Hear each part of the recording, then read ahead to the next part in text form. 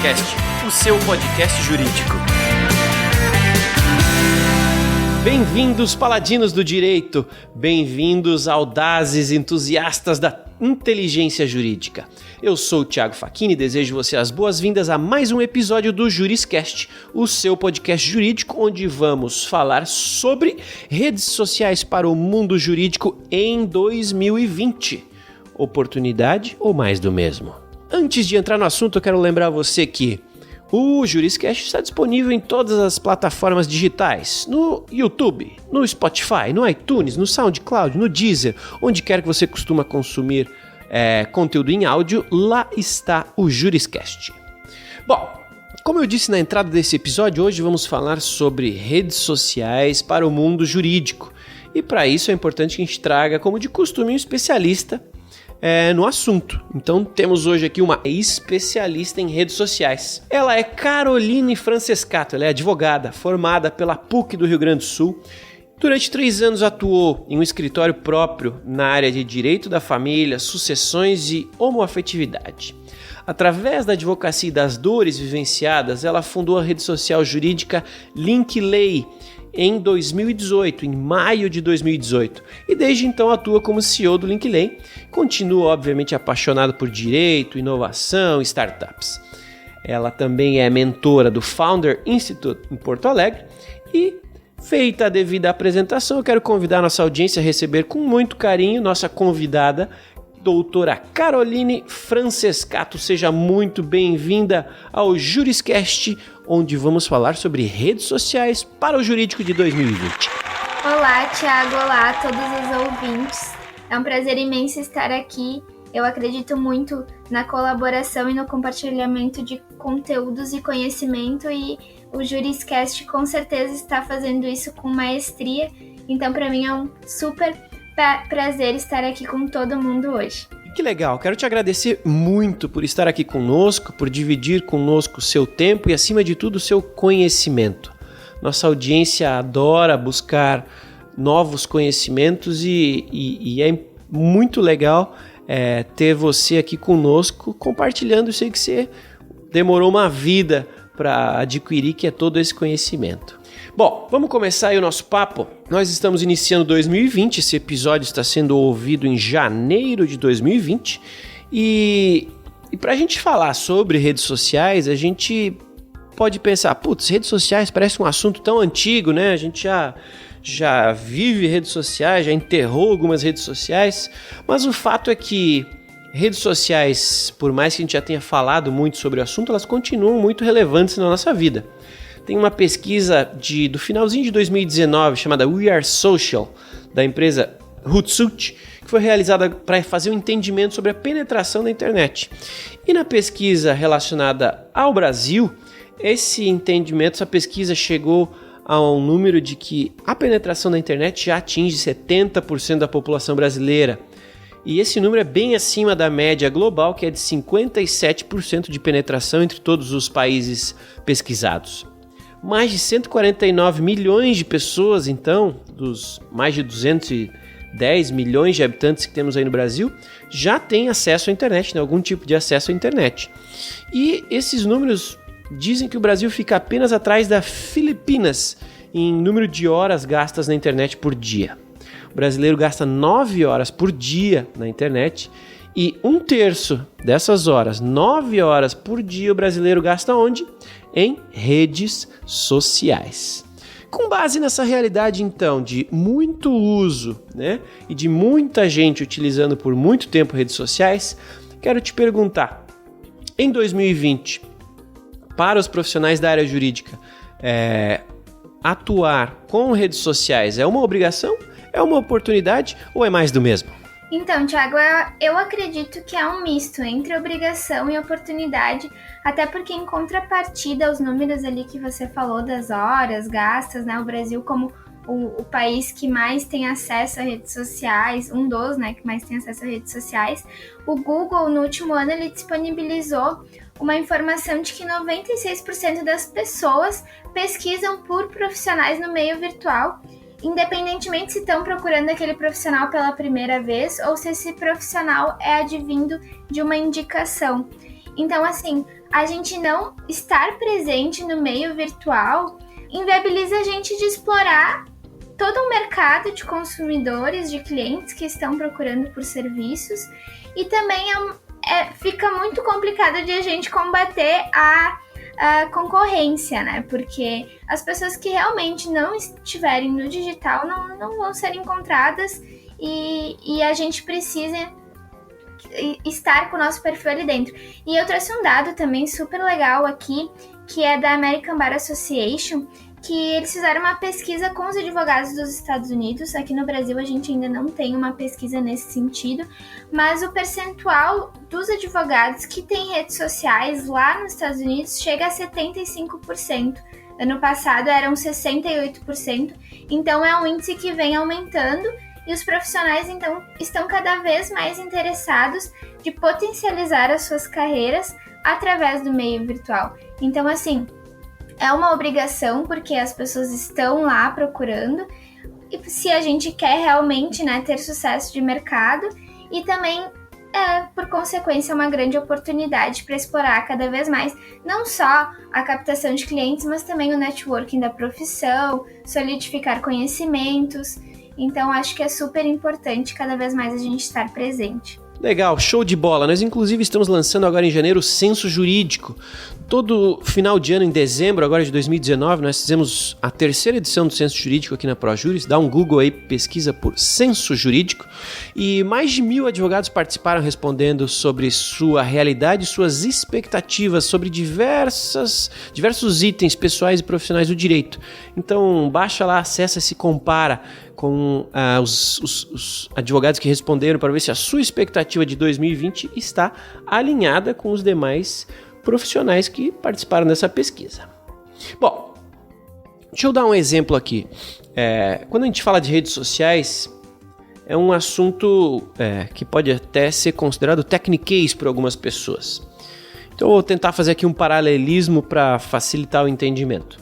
Nós, enquanto advogados na academia, não somos preparados para trabalhar com finanças, não somos preparados para sermos administradores, quiçá empreendedores. Então, eu ouço muito aqui advogados que conversam comigo sobre a dificuldade de gestão financeira e como manter o seu escritório financeiramente saudável, como não confundir as finanças pessoais com as finanças do escritório. É uma dúvida muito comum por conta de desconhecimento, né, despreparo. Quero te perguntar se esse exemplo, né, aí na área da finança do advogado tem algum tipo de relação com a atuação social, né, digital social dos advogados também. Será que tem pessoas com medo de fazer algo por não saberem aí nas redes sociais, na internet? E com base nessa pergunta e baseada no exemplo que eu dei anteriormente, quero te perguntar qual é a sua dica número 1, aquela dica de ouro para quem quer fazer ou quer melhorar o seu posicionamento e a sua comunicação através dos ambientes digitais em 2020. Então, Thiago, acredito que a dica de ouro é fazer parte do Linkley, né? Até porque a nossa rede social, na época que eu fundei o Linkley, eu tinha a carência de ter uma rede que fosse estritamente profissional, que eu pudesse mostrar o meu trabalho, os clientes me acharem através dos meus conteúdos produzidos lá na rede. E então foi uma das dores sentidas para que houvesse o lançamento, né, e a criação do Linkley. Mas eu também acredito que os profissionais que querem utilizar de redes profissionais para mostrar o seu trabalho, eles precisam começar pela produção de conteúdo, né? A gente tem cada vez mais um aumento muito vinculado à pergunta anterior, de que as pessoas estão buscando a internet para conhecer os profissionais. E como é que eu conheço, né, esses advogados? Através da reputação de conteúdo deles, né? Então, que conteúdos eles estão produzindo, eles estão atualizados, eles estão falando sobre a área que eles atuam. Eu acho que isso é super importante para que esses profissionais sejam vistos como autoridades, né, na área que eles estão trabalhando. Então, salientando também, eu acho que a gente tem que tomar cuidado, né, na utilização tanto dos perfis profissionais e pessoais, a gente tem que delimitar uma diferença entre eles. Acho super bacana a gente ter o nosso perfil profissional e o nosso pessoal, separar essas duas imagens, mas ao mesmo tempo evitar com que eles sejam diferentes, que os dois devem ser totalmente coerentes e complementares, né? Então, assim, eu acho importante separarmos o perfil profissional, termos o pessoal, mas que os dois não atuem de formas opostas, né? A gente tá pregando alguma coisa no profissional e tá fazendo outra no pessoal. Show de bola! Para botar um pouquinho mais de lenha na fogueira, eu quero entender um pouquinho, segundo a sua visão, é importante que o advogado aí se use da sua expertise para se posicionar como especialista em algo. E como ter algum tipo de produção de conteúdo para de fato aparecer relacionado a determinado conteúdo, determinado tema em específico na internet, né? Porém, a gente vive numa época em que as pessoas estão muito perdidas, né? Tem dificuldade de manter o foco. Inclusive, tem uma pesquisa da agência Open que diz que 63% aí da geração Y apresenta dificuldade em concentração para fazer as atividades básicas do seu dia a dia, por conta do hábito de estar ali conectado, ligado ao celular e às redes sociais. Nesse sentido, as redes sociais, como a gente está falando aqui, elas fazem parte de um problema e também de uma oportunidade. Elas podem tirar o foco do advogado, assim como elas podem dar visibilidade para o advogado em determinado tema, né? Se tornando até uma referência, como eu comentei no início dessa pergunta. Quero saber então, Carol, a sua visão sobre como dosar esse uso. E para quem de fato decidir botar o pé nessa canoa e fazer algo em 2020, como que é possível entender, verificar ou medir os resultados práticos da sua presença profissional, jurídica em redes sociais? Então, Thiago, eu acredito que todos os profissionais de sucesso, eles possuem algumas características em comuns, né? E uma delas eu acho que é a disciplina. Então, assim, a gente aliar os nossos objetivos, né? Estabelecer nossos objetivos quanto ao uso das redes sociais, mas termos disciplina com isso. Até um complemento àquilo que a gente falava de o brasileiro usar, né, redes sociais e celular durante 9 horas, a gente tem o Japão, que é um dos países mais desenvolvidos do mundo, usando apenas 3 horas. Então, assim, a gente traçar um objetivo e entender se a gente está sendo produtivo com aquela nossa meta, né?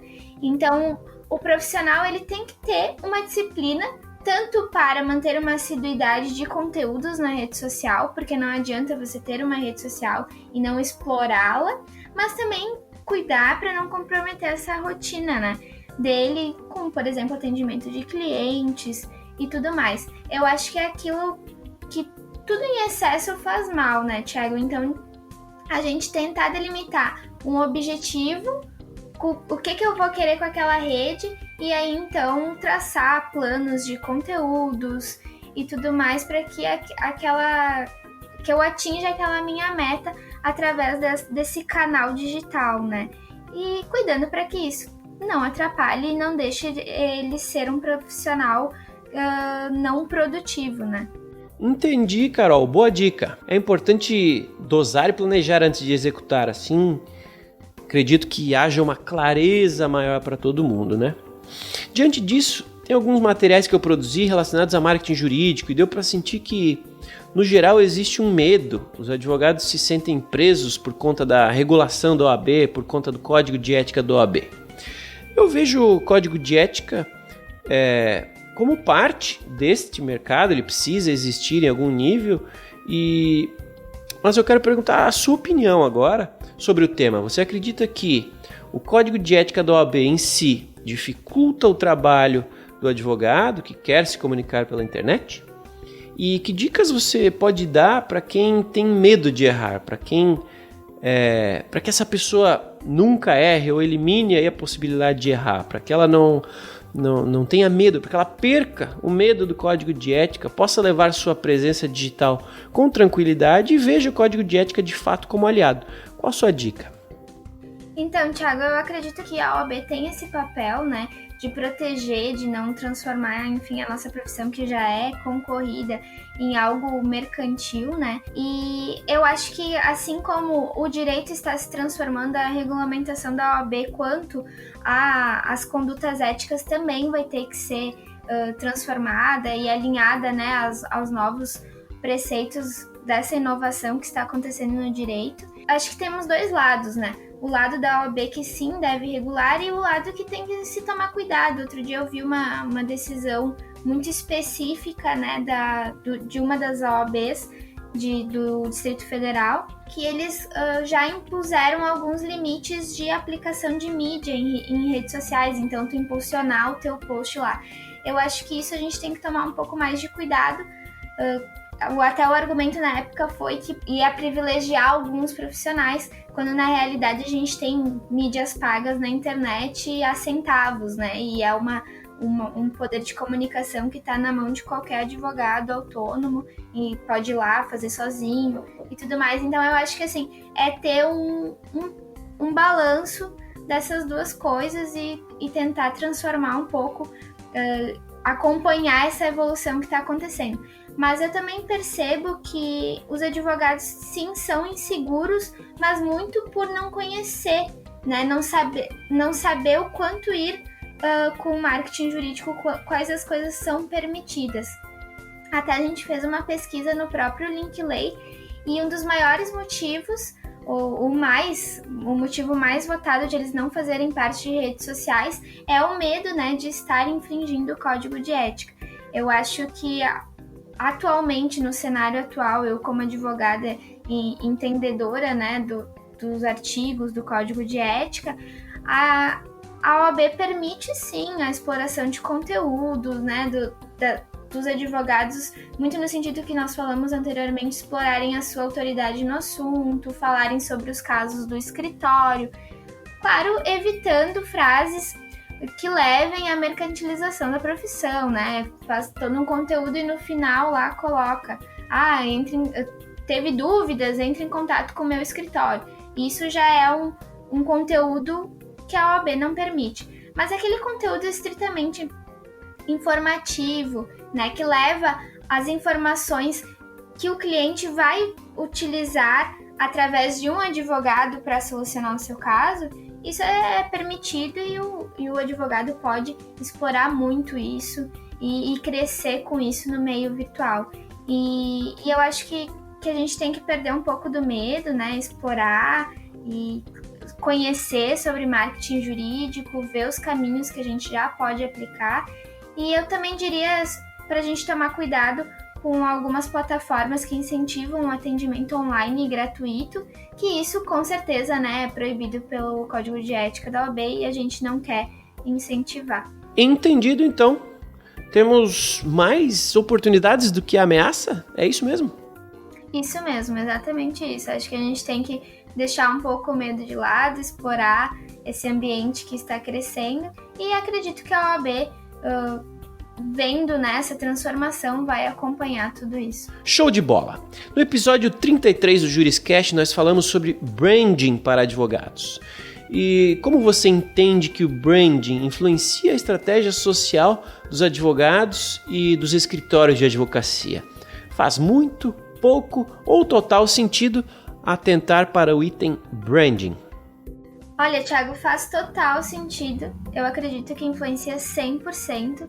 Lembrando, né, que branding não é apenas uma marca, né, o design do logo, mas também os valores e princípios, né, que o advogado quer carregar junto com os seus serviços. Então, quanto mais você tiver isso alinhado nas suas redes sociais, maior a chance de você ser reconhecido digitalmente e conseguir explorar a sua marca, né, através dessas plataformas. E eu acho que a definição de uma boa estratégia de branding, ela vai desde a descoberta do cliente, vai passar pela contratação, pela retenção, até a fidelização do cliente. Então, no decorrer desse caminho, a gente passa por toda uma estratégia social, né? Utilizando de várias ferramentas da internet, como, por exemplo, conteúdos de curiosidade para novos clientes, conteúdos de cases do escritório para fidelizar ainda mais aquele cliente, e-mails e mensagens informativas, enfim, mostrando para esse cliente essa comunicação através de uma estratégia social. E também lembrando que eu acho muito importante a gente fazer a correlação de branding é a experiência do cliente, né?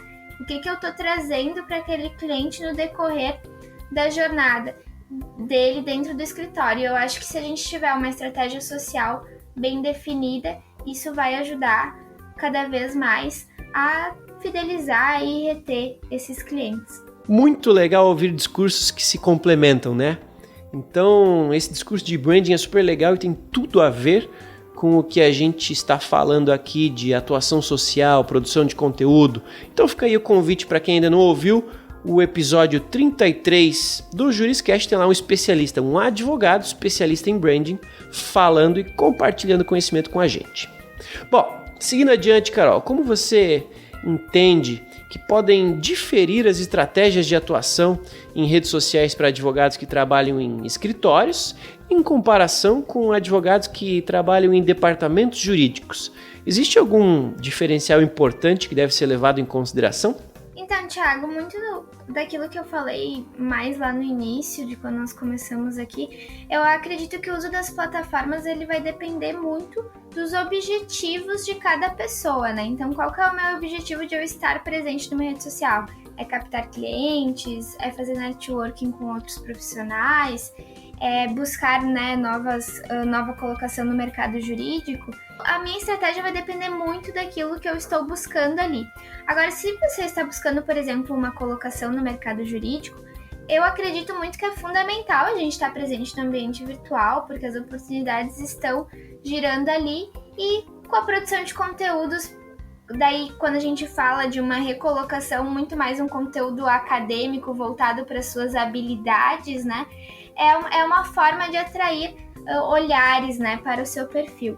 Mas eu acho que os diferenciais e dicas, tanto para advogados de escritório de advocacia, quanto para os advogados de departamentos jurídicos, elas são basicamente as mesmas, até porque qualquer profissional jurídico que não estiver preparado para enfrentar essa evolução de ferramentas como inteligência artificial e Big Data, por exemplo, né, eles não vão ter mais espaço em nenhum desses setores. Então, seja em escritório de advocacia, seja em departamentos jurídicos, eu acredito que a gente estar atualizado, conhecendo aquilo que está surgindo, as novas áreas, as coisas que vêm nascendo para auxiliar o direito e principalmente, né, se nutrindo de conhecimento, é o caminho para que ambos esses profissionais não sejam substituídos, né, pela tecnologia. E eu acredito que isso é uma premissa para esses dois tipos de profissionais, tanto o advogado de escritório de advocacia quanto os de departamentos jurídicos. Inclusive, os advogados de departamentos jurídicos, eu vejo que eles se aproximam do Linkley muito com a iniciativa de conhecer esse mundo de legal techs e de empresas para cada vez mais impulsionar e tornar mais fácil o trabalho deles, né? Que geralmente é aquele trabalho mais automático, e deixar com que eles fiquem com a responsabilidade de casos mais sérios e que exijam mais conhecimento, né? Para terminar, então, Carol, vamos falar do seu projeto, o Linkley. Você pode resumir para a nossa audiência aí um pouco sobre essa ideia, qual é a proposta do projeto e qual o futuro que você vê pela frente? Então, Thiago, o Linkley, ele é a primeira rede social jurídica, né? E o nosso grande propósito é conectar todo esse mundo jurídico para que a gente possa gerar cada vez mais oportunidades e negócios. E quando a gente fala de oportunidades e conexão, a gente está falando também em networking, em conectar essas pessoas com conhecimento, com novas oportunidades, novas ferramentas que estão surgindo na área. Então, lá no Linkley, a gente tem os escritórios de advocacia que estão procurando, né, por profissionais, por talentos, assim como os advogados e estudantes têm acesso às vagas, podem expandir o seu plano de carreira. E todos os dias a gente compartilha no Linkley assuntos voltados de tecnologia e direito, as novas tendências da área, porque a gente entende que esse profissional, ele precisa estar inserido em todas essas transformações, precisa estar ciente de todas essas coisas que estão acontecendo. Então, a gente não fala apenas, né, de LGPD, de nuvem, mas a gente fala de crimes digitais, de inteligência artificial, quais são os impactos que isso vai causar no dia a dia desses profissionais, e também conectar esses advogados com grupos de discussão para que eles possam conhecer profissionais de vários locais do Brasil. A gente também disponibiliza peças e modelos. A gente tenta ajudar, né, esses profissionais que estão ali dentro da plataforma a terem cada vez mais sucesso nas áreas, se desenvolver como profissional. Atualmente nós já temos usuários de todos os estados do Brasil, já são mais de 6 mil usuários na nossa base. A gente tem 1 ano e meio de empresa e a gente acredita muito em potencializar esse universo jurídico para toda essa transformação digital que está acontecendo, e através da união de todos esses profissionais num único ambiente, com certeza a gente vai conseguir gerar cada vez mais negócios e oportunidades. Super legal, ficar aí então o convite para nossa audiência conhecer o Linklay. Tenho certeza que algum conteúdo lá vai te ajudar em algum nível. Só fica parado hoje em dia quem quer, tem muito conhecimento disponível na internet, né? Para todos nós, o Juriscast é um exemplo e o Linklay está aí para você usar e abusar, consumir todo o conteúdo que lá estiver disponível. Obrigada, Thiago. Eu que agradeço o convite de vocês e fico à disposição aí de todo mundo. Espero todo mundo lá, né, me adicionem no Linklay, a gente faz o contato por lá e é um prazer imenso novamente estar aqui contigo. Bom, essa foi nossa última pergunta. Obrigado, Caroline, por participar deste episódio. Foi um prazer ouvir sobre esse tema e sobre o seu projeto. Quero fazer um agradecimento especial também aos audazes entusiastas e advogados aí, felizes conhecedores e usuários da inteligência jurídica, por terem nos acompanhado até o final de mais um episódio do Juriscast. Se você gostou desse episódio e dos demais, não esqueça aí de curtir, de comentar, de indicar para os seus colegas que podem se interessar por esse tema. E caso tenha ficado alguma dúvida, a gente vai ficar muito feliz de receber suas dúvidas, suas sugestões de temas. Basta enviar para a gente aqui no site do Juriscast ou nos comentários aí onde você está ouvindo suas dúvidas, sua pergunta, suas considerações. Carol, novamente muito obrigado. Obrigado a todos que nos acompanharam até o final de mais um episódio. Nos vemos aí no próximo episódio do Juriscast, o seu podcast jurídico. Tchau! Você ouviu o Juriscast, produção e oferecimento da ProJuris, líder no desenvolvimento de software jurídico para departamentos jurídicos de grandes empresas e escritórios de advocacia. Conheça mais em projuris.com.br.